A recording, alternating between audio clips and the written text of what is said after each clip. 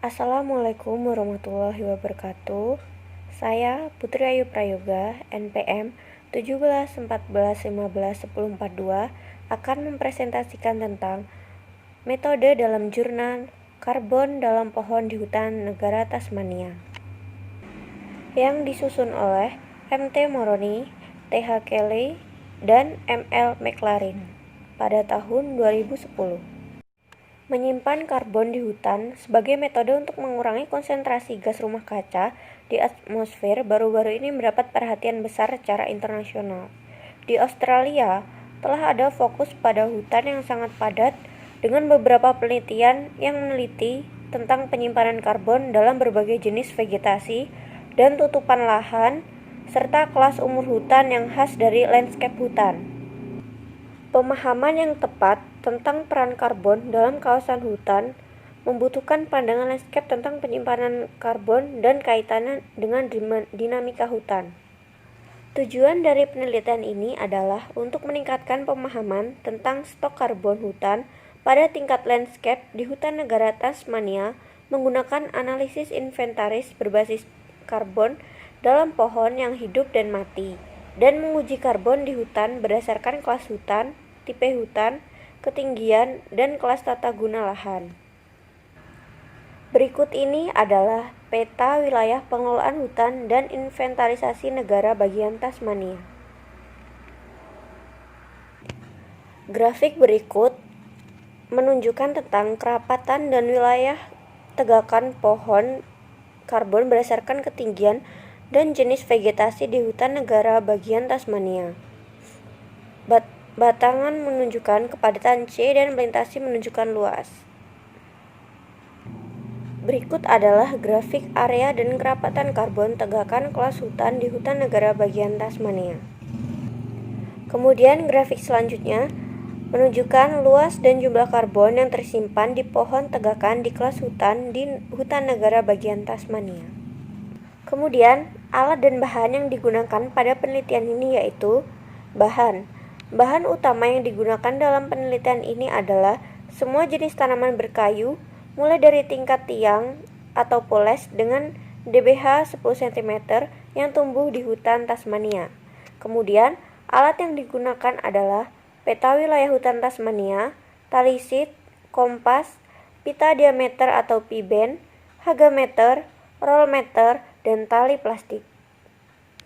Kemudian, metodenya adalah pertama, pengambilan data.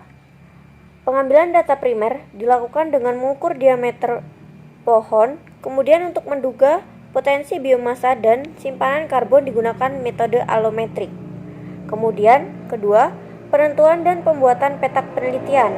Petak yang digunakan untuk penelitian adalah petak pada areal tegakan di hutan Tasmania. Pada areal tersebut, masing-masing dibuat 20 petak dengan ukuran 50 meter x 50 meter dengan jarak antar petak 100 meter. Kemudian selanjutnya, pendugaan biomasa tegakan. Pendugaan biomasa tegakan menggunakan metode pendekatan non-destruktif seperti yang diusulkan Brown pada tahun 1997. Hasil pengukuran diameter pohon dianalisa dengan menggunakan bagian batang dalam pohon yang berkayu karena memiliki proporsi besar. Model persamaan alometrik yang digunakan oleh Catherine dan kawan-kawan pada 2001 adalah sebagai berikut. B sama dengan 0,11 dikali P dikali D dikali 2,62, di mana B adalah biomasa, D diameter setinggi dada, P masa jenis pohon. Sedangkan total biomasa pohon dalam satuan kilogram dihitung dengan rumus BK1 ditambah BK2 sampai seterusnya sampai BKN pengolahan data biomasa pohon. Kemudian luas plot pohon 50 meter x 50 meter sama dengan 2.500 meter persegi.